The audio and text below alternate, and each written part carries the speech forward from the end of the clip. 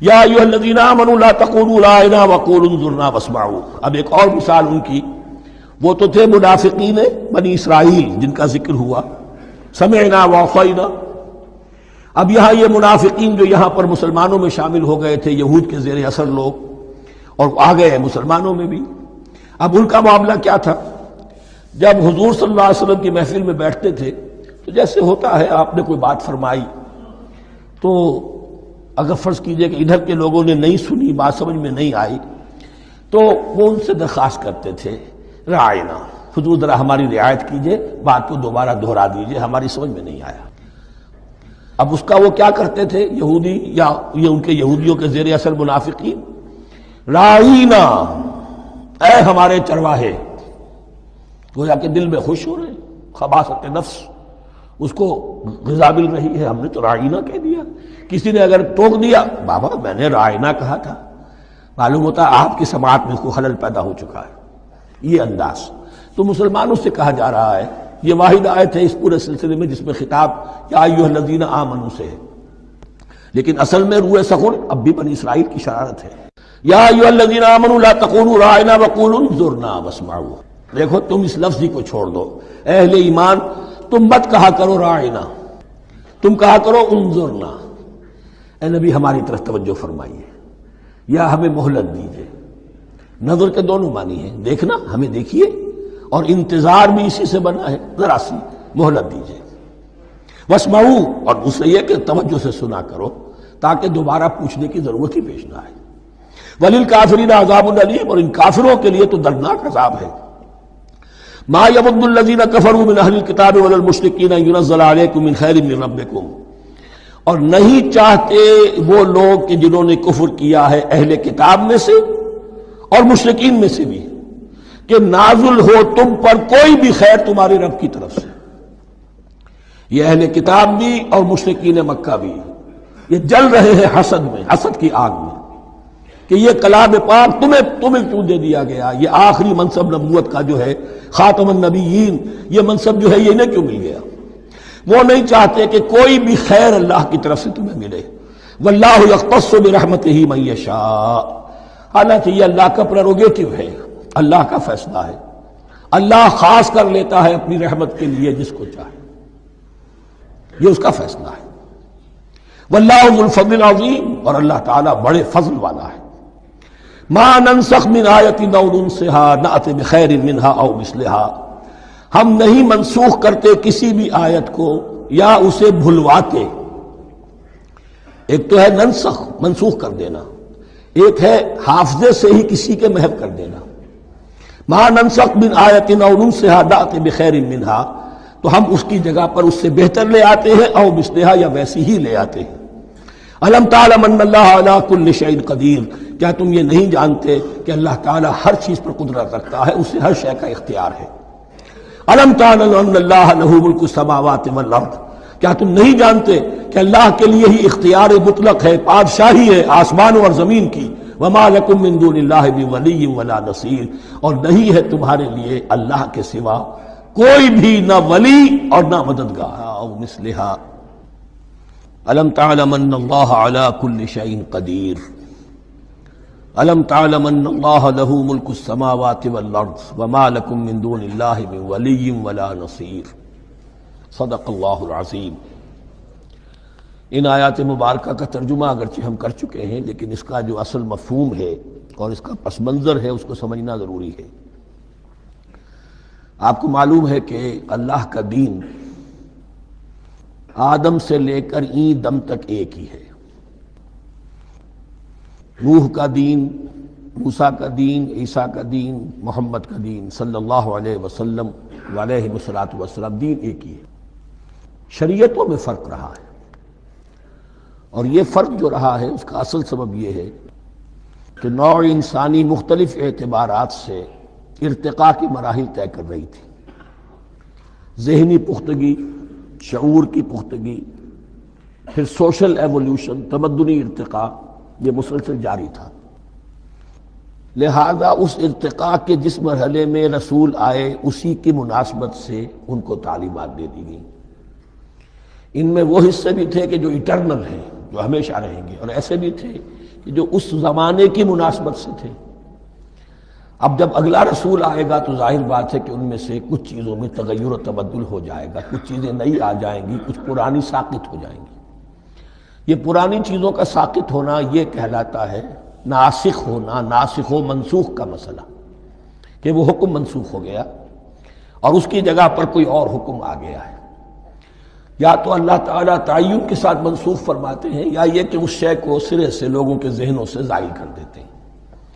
اعتراض یہ کر رہے تھے یہودی کہ اگر تو یہ دین وہی ہے جو موسیٰ کا تھا تو ظاہر بات ہے کہ پھر شریعت پوری وہی ہونی چاہیے۔ اس کے اعتراض کا جواب ہے جو یہاں دیا جا رہا ہے، اور یہی مسئلہ پھر قرآن میں بھی ہے۔ قرآن کی بھی تدریج کے ساتھ شریعت کی تکمیل ہوئی ہے، جیسا کہ میں نے پہلے عرض کیا تھا، شریعت کا بلو پرنٹ آپ کو سورہ بقرہ میں مل جائے گا آگے چل کر، لیکن شریعت کی تکمیل ہوئی ہے سورہ مائدہ میں۔ یہ جو تقریباً 5-6 سال کا وقفہ ہے، اس میں کچھ احکام شروع میں دیے گئے، پھر ان میں رد و بدل کر کے، اور پھر آخر میں الیوم اکملت لکم دینکم واتممت علیکم نعمتی ورضیت لکم الاسلام دینا۔ یہ ناسخ و منسوخ کا مسئلہ صرف سابقہ شریعتوں اور شریعت محمدی میں نہیں ہے صلی اللہ علیہ وسلم، بلکہ خود شریعت محمدی میں بھی زمانی اعتبار سے ارتقا ہوا ہے، کہ پہلے شراب کے بارے میں حکم دیا گیا کہ اس کی مضرت زیادہ ہے، گناہ کا پہلو زیادہ ہے، کچھ فائدے بھی ہیں بس۔ اس کے بعد آیا اگر شراب کے نشے میں ہو تو نماز مت پڑھو، نماز کے قریب مت جاؤ۔ پورا معاہدہ میں آخری حکم آ گیا، حال انتم منتہون، اب باز آتے ہو کہ نہیں آتے، حرام کر دیا گیا۔ تو یہ تدریجاً ہوا ہے، تو ناسخ و منسوخ قرآن میں بھی ہے، اور ناسخ و منسوخ قرآن اور تورات کے مابین بھی ہے۔ تو ہم نہیں منسوخ کرتے کوئی آیت یا بھلوا دیتے ہیں اس کو، نأتی بخیر منہا، ہم اس سے بھی بہتر لے آتے ہیں، او مثلہا، یا اس جیسی ہی۔ الم تعلم ان اللہ علی کل شیء قدیر، اب یہ کہ یہ تو اللہ کی اتھارٹی ہے، مالک الملک وہ ہے، دین اس کا ہے، اس میں وہ جس طریقے سے چاہے کسی چیز کے اندر تبدیلی پیدا کر دے۔ الم تعلم ان اللہ لہ ملک السماوات والارض ما لکم من دون اللہ من ولی ولا نصیر ام تريدون ان تسألوا رسولکم کما سئل موسیٰ من قبل، کیا تم یہ چاہتے ہو کہ سوال کرو یا مطالبہ کرو اپنے رسول سے بھی اسی طرح کے جس طرح کی باتیں کی گئی تھی موسیٰ سے پہلے؟ مثلا ہم دیکھ چکے ہیں کہ ان سے کہا گیا کہ ہم نہیں مانیں گے جب تک کہ اللہ کو دیکھ نہ لے عیاناً، یا اسی طرح کے اور مطالبے جو حضرت موسیٰ علیہ السلام سے کیے جاتے تھے۔ یہاں مسلمانوں کو سکھایا جا رہا ہے کہ اس روش سے باز آؤ، ایسی بات تمہارے اندر پیدا نہیں ہونی چاہیے۔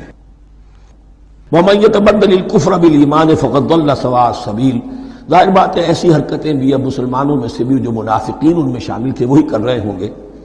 اس لیے فرمایا کہ جو کوئی ایمان کو ہاتھ سے دے کر کفر کو لے لے گا، یعنی منافق کیونکہ دو طرفہ ہوتا ہے، اب اس کا بھی امکان ہوتا ہے کوئی یکسو ہو جائے کفر کی طرف، اور اس کا بھی امکان ہوتا ہے کہ بالآخر یکسو ہو جائے ایمان کی طرف۔ مذبذبین بین ذالک کی کیفیت میں جو مبتلا ہے، اس کے دو یہ امکانات ہیں۔ تو جو کفر کی طرف جا کر مستقل طور پر راغب ہو گیا اس کا ذکر ہے، وَمَن يَتَبَدَّلِ الْكُفْرَ بِالْإِيمَانِ فَقَدْ ضَلَّ سَوَاءَ السَّبِيلِ، تو وہ تو سیدھی راہ سے بھٹک گیا۔ وَدَّ كَثِيرٌ مِّنْ أَهْلِ الْكِتَابِ لَوْ يَرُدُّونَكُم مِّن بَعْدِ إِيمَانِكُمْ كُفَّارًا، اہل کتاب میں سے بہت سے لوگ ہیں جو چاہتے ہیں کہ کسی طرح لوٹا کر لے جائیں تمہیں تمہارے ایمان کے بعد پھر کفار بنا دیں۔ یہ ایسے ہی ہے کہ جیسے کسی بلی کی دم کٹ جائے تو وہ یہ چاہے گی کہ ساری بلیوں کی دمیں کٹ جائیں کہ وہ کوئی علیحدہ سے نمایاں نہ رہے۔